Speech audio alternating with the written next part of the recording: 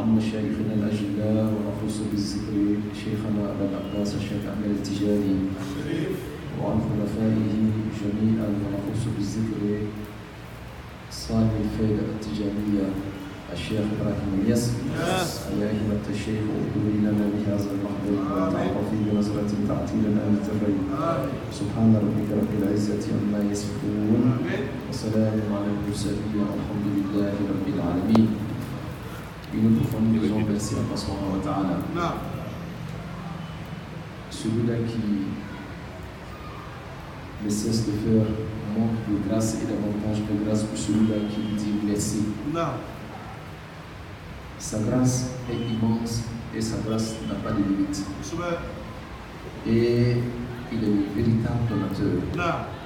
À tel point que le prophète Mohammed sallallahu alayhi wa sallam disait Inama ala al-qasim wallahu subhanahu wa ta'ala huwa al-mu'ti. Moi je ne suis que distributeur, mais cependant Dieu lui est le distributeur, Dieu est le donateur, j'allais dire. Alors les noms de Dieu sont incommensurables. Les noms de Dieu sont infinis. Mais il faut se mettre dans les dispositions pour profiter de ce nom-là. Il y a ce que nous appelons les dons apparents. Ce ne sont pas les meilleurs dons forcés. Les meilleurs dons pour nous sont les dons spirituels. Parce que tout ce qui est matière retourne à la matière. Mais tout ce qui est spirituel demeure parce qu'il est éternel. Alors c'est ainsi qu'aujourd'hui, nous disons merci à Allah subhanahu wa ta'ala.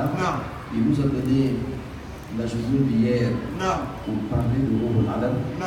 Et il nous donne également la journée d'aujourd'hui pour continuer sur le commentaire de Ruhul Adab que nous avons commencé depuis le premier jour du mois de Ramadan. Nous sommes à l'an 2018.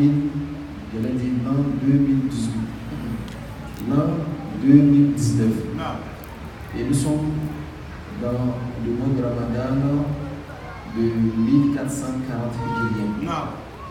Nous prions Allah subhanahu wa ta'ala que Dieu nous montre beaucoup d'années comme ça.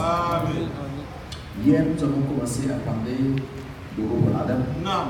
Mais nous avons appesanti notre causerie sur celui-là qui a écrit Ruhul Adab. Il s'agit de Cheikh Ibrahim Niass. Avant de parler de nous-mêmes, nous avons parlé de son père. Car nous tous, nous avons des origines. Pour qu'on puisse nous connaître, même ici en Afrique, on te dit Djamoudouan. Quel est ton nom et famille? Le nom de famille veut dire quelle est ta lignée familiale. Et ta lignée familiale commence par ton père. Et le père de Cheikh Ibrahim Niass est bien Al-Hajj Abdullah Niass, qui avait pour père aussi Mohamed Niass, jusqu'à ce que nous puissions retrouver Papa de Nafi, qui était ton compagnon du prophète Mohammed sallallahu alayhi wa sallam, qui a initié et construit la ville de Qayrawani qui se trouve aujourd'hui en Tunisie. Du côté de sa mère c'est Mam Astou Djanka. Djanka, en langue Wolof, veut dire la sage, celle qui a su s'abstenir, celle qui a gardé toutes ses valeurs de femme jusqu'à ce que son mari la marie. C'est comme ça que fut la mère de Cheikh Ibrahim Niass. Elle aussi, elle vit d'une grande famille religieuse. Elle était digne et elle était respectueuse. Ce n'est pas étonnant que Dieu lui donne un enfant de la grande de Cheikh Ibrahim Niass. Alors, Cheikh Ibrahim Niass, du côté de sa mère, comme du côté de son père, c'était des dignes personnes. Ce qui nous interpelle à confirmer le dire des sages que si tu veux avoir un bon enfant, alors fais tout pour te chercher une bonne femme. C'est très important. C'est très important. Elle n'était pas la seule femme de El-Hajj Abdullah Niass. Mais de par son humilité, de par son respect, surtout le respect qu'elle avait vis-à-vis de son mari, Dieu lui a donné ce fils-là que tout le monde entier a besoin d'avoir comme fils. Dieu lui a donné Cheikh Ibrahim Niass, radiyallahu ta'ala anhu. Cheikh Ibrahim Niass est né au Sénégal, dans le Sine Saloum. Vous savez, le Sénégal aussi est divisé en grandes zones. Il y a le Djolof, il y a le Bayor, il y a le Sine Saloum. Dans le site Salut, vous allez trouver Kaola, vous allez trouver un petit village qu'on appelle Taïba. Et que tout le monde connaît par le nom de Taïba Niassel. Cheikh Ibrahim Niass est né dans ce village-là. Un village qui a été initié par son propre père. Cheikh Ibrahim Niass est né un jeudi, après la prière de 16 heures. Ce jour-là, son père avait l'habitude d'initier la lecture intégrale du Coran.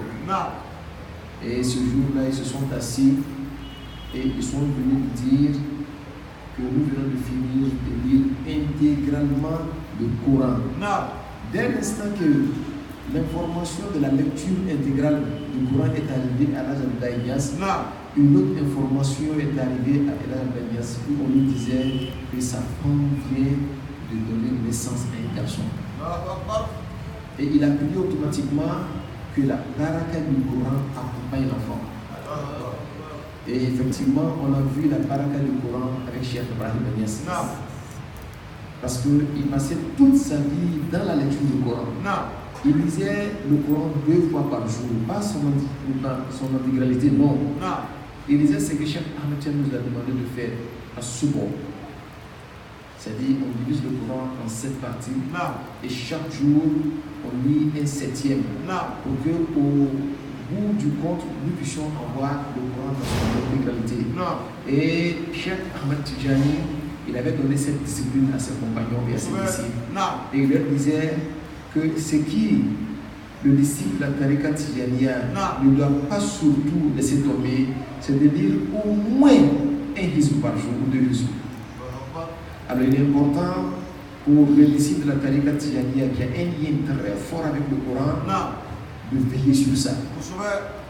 Il disait que le disciple qui n'a pas de grosse part dans la Tariqa Tijaniya, c'est celui-là qui se soucie de un hizb. Donc celui qui veut avoir une meilleure part dans la Tariqa Tijaniya, la personne doit aller au-delà de ça. Cheikh Ibrahim Niass lisait en regardant le Coran le matin et le soir, ce qu'il avait lu, il lisait ça de manière intégrale, mais par sa tête, sans regarder le Coran. Son lien avec le Coran est tellement fort que nous avons vu aujourd'hui beaucoup de personnes que nous considérons comme des moufazes, qui avaient mémorisé le Coran mais qui ont tous oublié le Coran. Le nom de Hafiz est resté, mais le Coran n'est plus là. Parce qu'il n'y a plus de lien entre ces personnes et le Coran. Et ces personnes sont nombreuses. Vous les voyez, on dit c'est un Hafiz, c'est un Hafiz. Même à l'épreuve, tu verras que tu es à une langue pour l'enfant pas de Coran.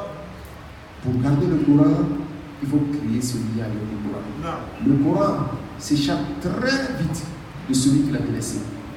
Pour garder ce que tu as mémorisé, alors il faut garder le lien très fort avec le Coran. Tous les jours, il faut le lire. Tous les jours, il faut le lire. Dieu merci, les disciples de Cheikh Ibrahim Niass que nous avons connus, dans leur généralité, les disciples de Cheikh Ahmed Tijani, et tous gardent des liens très forts avec le Coran et surtout dans la lecture du Coran. Ce n'est pas une lecture seulement pour générer le mérite, mais surtout une lecture pour comprendre ce que Dieu veut dire, parce que c'est un message d'Allah subhanahu wa ta'ala avant tout. Alors Cheikh Ibrahim Niass est né ce jeudi-là. C'était le jeudi du mois de Rajab. Et il est né à l'an 1320 ou 1318 hijrien.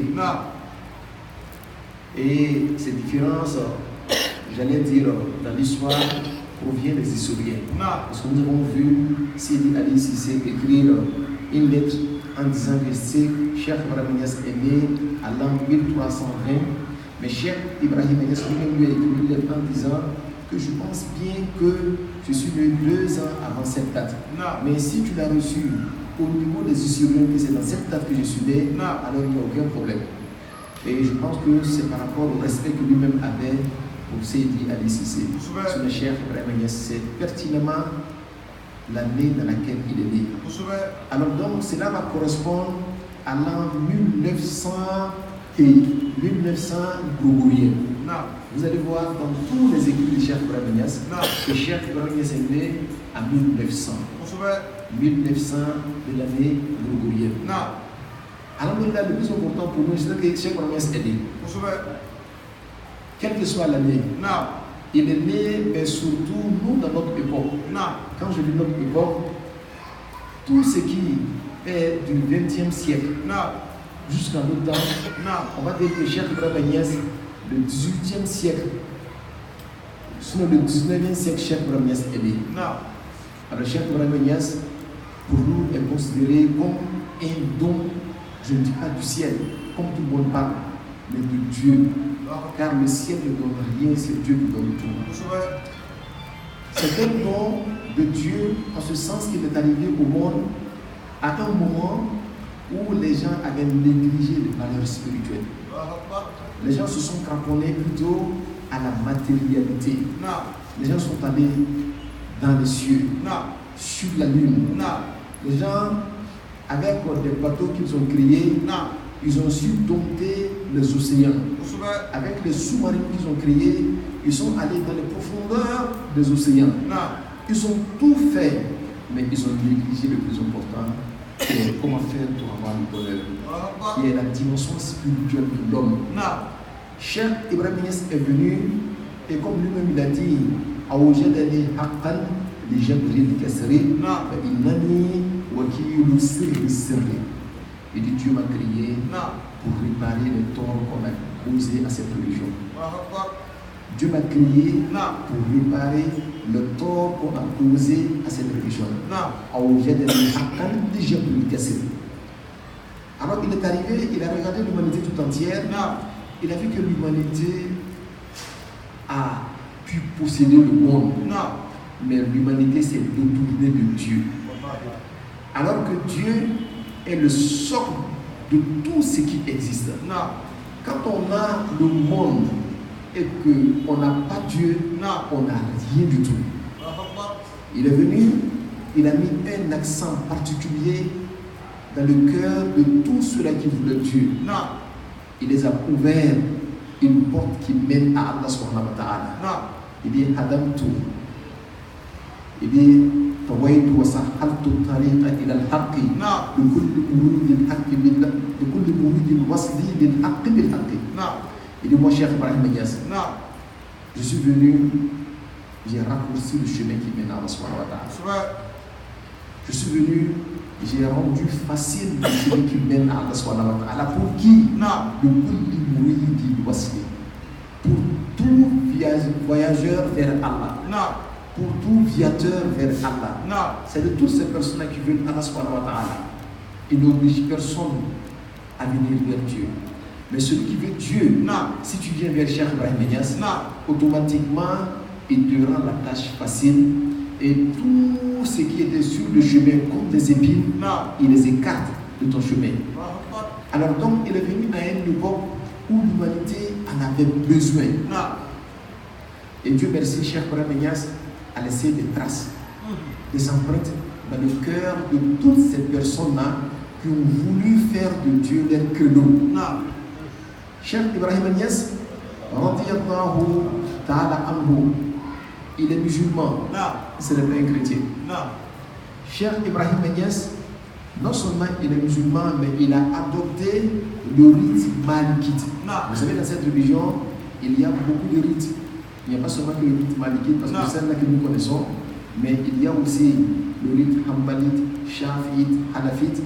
Mais les 4 grands rites que nous connaissons, parce qu'il y a plus que 4 grands rites, Cheikh Ibrahim Niass a choisi le rite malikite. Et ce n'est pas pour rien que Cheikh Ibrahim Niass a choisi cela. Cheikh Ibrahim Niass, il était à la fois une personne très spirituelle, mais rigoureuse. Tout le monde connaît la rigueur de l'imam Malik. Il était tellement rigoureux et en même temps spirituel à la fois qu'on l'appelait Imam Dar al-Hijrati, l'imam de la maison de l'immigration. C'est cette maison-là qui a reçu les compagnons du prophète Mohammed sallallahu alayhi wa sallam quand ils ont quitté la Mecque. Ils se sont dirigés vers où? Vers Médine. Médine est devenue une cité d'immigration pour les compagnons du prophète Mohammed sallallahu alayhi wa sallam. Alors, Médine avait un grand imam qui a été prédit même dans les dires du prophète Mohammed sallallahu alayhi wa sallam. Et tous les éléments sont d'accord qu'il s'agit de l'imam Malik. C'est ainsi qu'on appelait l'imam de la Hijrati. Imam Malik, il était discipliné. Par respect pour le prophète Mohammed sallallahu alayhi wa sallam, il refusait même de marcher avec ses chaussures dans la ville de Médine. Il disait que c'est honteux pour moi de fouler une terre dont le prophète Mohammed est enterré. Regardez la discipline de l'homme. Pour donner un enseignement, parce qu'il enseignait le hadith et la jurisprudence islamique, il d'abord rentrait dans sa maison, il se baignait, il mettait du parfum, il faisait tout pour dégager une aura extraordinaire.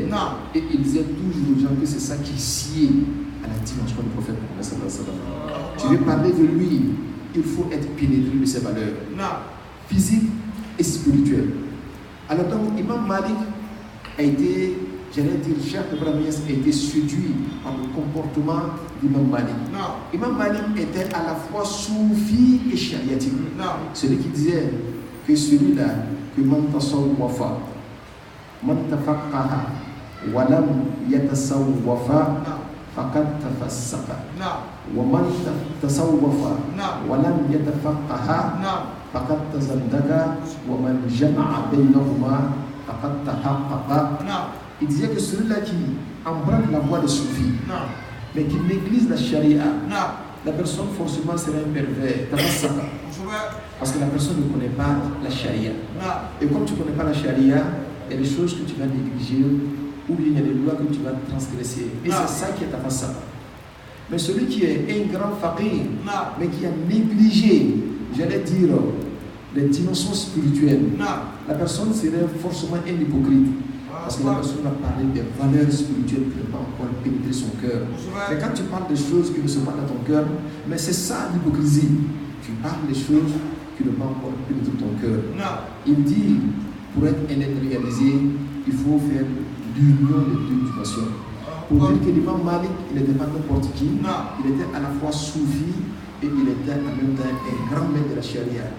Il était celui-là que Cheikh Ibrahim Niasse a choisi pour faire de lui son imam selon les rites islamiques. Il était de la Aqida aussi al-Ash'ariyya. On a parlé depuis l'année dernière des valeurs de l'Aqida al-Ash'ariyya.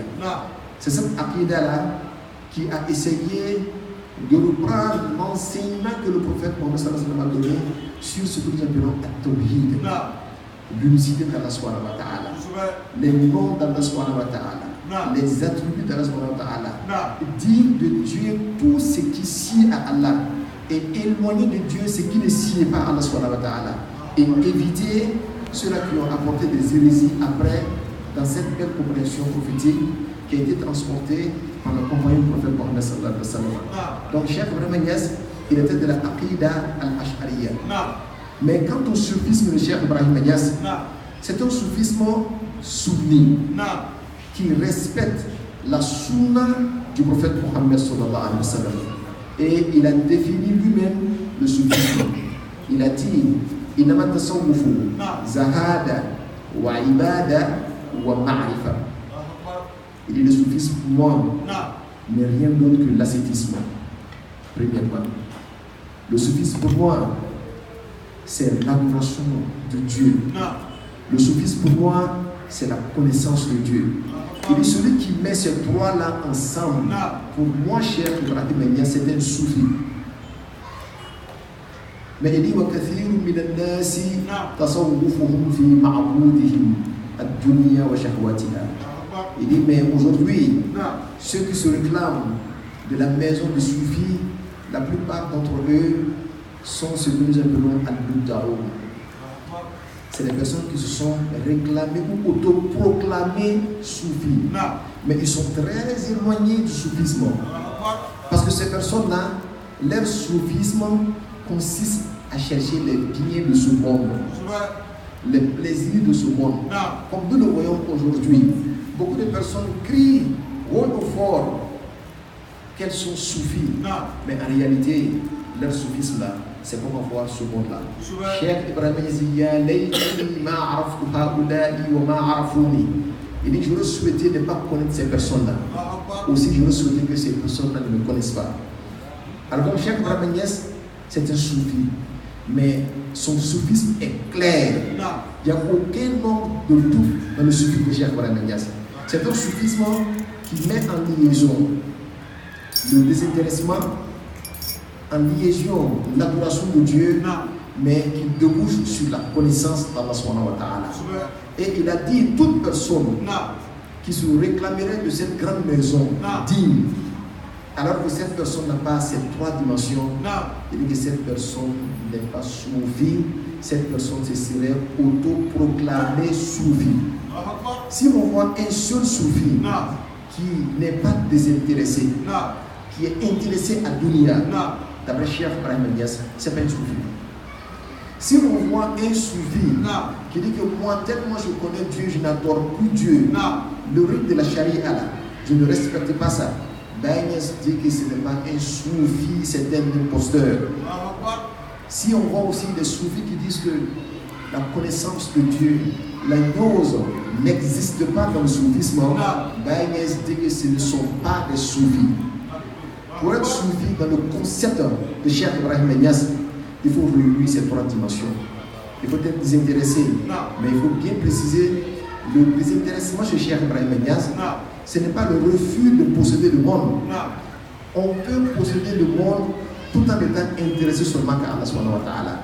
C'est ainsi qu'on a vu le roi Salomon, que nous appelons Moulouk Suleiman.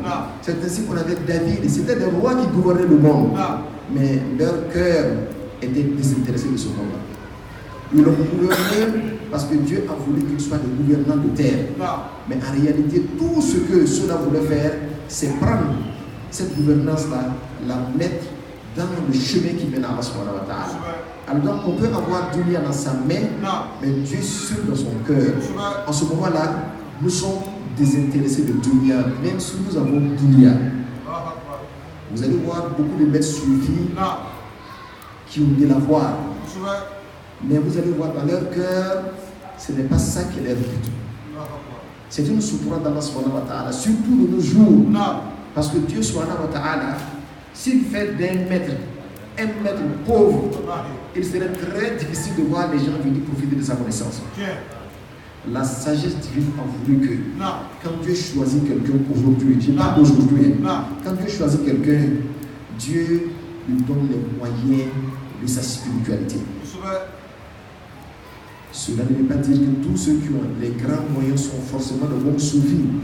Mais le bon soufi, on le remarque quand il a les moyens et quand il met ces moyens-là au profit d'Allah subhanahu wa ta'ala. Donc Cheikh Ibrahim Niasse n'est pas contre la voile, mais il est surtout contre la manière d'utiliser la voile. Quand on a la voile qu'on met dans le sentier d'Allah subhanahu wa ta'ala et que nous disons que nous sommes soufis, ben c'est que toi tu peux être soufi. Et si cela ne nous empêche pas d'observer l'adoration correctement, ben il dit que nous sommes soufis. Et si surtout cela débouche sur la connaissance de Dieu, qui est la dose, alors il dit qu'on aura eu le fruit d'avoir adopté le chemin des soufis. Car tout le soufisme tourne autour d'une seule chose, c'est Dieu subhanahu wa ta'ala. Tout le soufisme veut nous enseigner comment purifier nos cœurs pour faire un avec Allah subhanahu wa ta'ala. Si on est soufi et qu'on n'a pas encore atteint cette dimension, on a encore du chemin à faire. Voilà pourquoi les maîtres soufis font la différence entre al-mutasawwif et al-soufi. Le soufi pour eux, c'est celui-là qui a été élu par Allah subhanahu wa ta'ala. Soufi, il a été élu par Allah subhanahu wa ta'ala. Comme il est élu, forcément, Dieu lui a donné les avantages de ses efforts.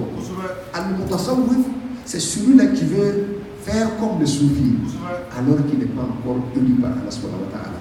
Alors s'il est sincère dans sa quête, il pourra être choisi par Allah, et une fois choisi, on dira qu'il est soufi. Voilà pourquoi Cheikh Abou Ghani al-Nablusi, il a dit que le mot soufi en réalité n'existe pas pour lui. Le seul mot qui existe c'est al-awliya. Mais ces awliya, par discipline vis-à-vis d'Allah subhanahu wa ta'ala, ils n'ont pas voulu dire al-awliya. Ils ont adopté un autre nom, rien que par petitesse devant Allah et pour fuir toute forme d'ostentation. Ils ont donc pris le mot soufi, mais sinon en réalité, c'était le mot al-wali. Et cela est clair pour nous que quand Dieu te choisit, il fait de toi un wali. Et on dit que l'homme est soumis quand il est élu par Allah, quand il est choisi par Allah subhanahu wa ta'ala. Donc je reviens sur la définition de Cheikh Ibrahim Niass. إنما التصوف زهادة وعبادة ومعرفة ومن خلا عن واحدة من هذا فهو مبتدئ لا نجاة له إن لم يتب وكثير من الناس تصوفهم في معبودهم الدنيا وشهواتها يا ليتني ما عرفت هؤلاء وما عرفوني. Donc aujourd'hui nous allons nous arrêter sur la définition du soufi de Cheikh Ibrahim Niass. Et tout en disant que Cheikh Ibrahim Niass fut un soufi. Si nous avons bien compris le sens profond du soufisme, nous allons comprendre les différents comportements de Cheikh Ibrahim Niass, tout en disant également qu'il n'était pas seulement un soufi, qu'il était un maître soufi, un maître qui avait approprié Allah subhanahu wa ta'ala et qui donnait Allah à toutes ces personnes qui étaient assoiffées d'Allah subhanahu wa ta'ala. Alors, face à Allah, que nous puissions de sa baraka, que nous puissions profiter de sa baraka, et que cette baraka nous envahisse dans toutes nos activités. Wa akhiru da'wana alhamdulillahi rabbil alamin. Nous avons quelques jours avant de commencer à rentrer proprement dans Rob Adam. Si tout le monde a compris, Cheikh Ibrahim Niass, wa akhiru da'wana alhamdulillahi rabbil alamin.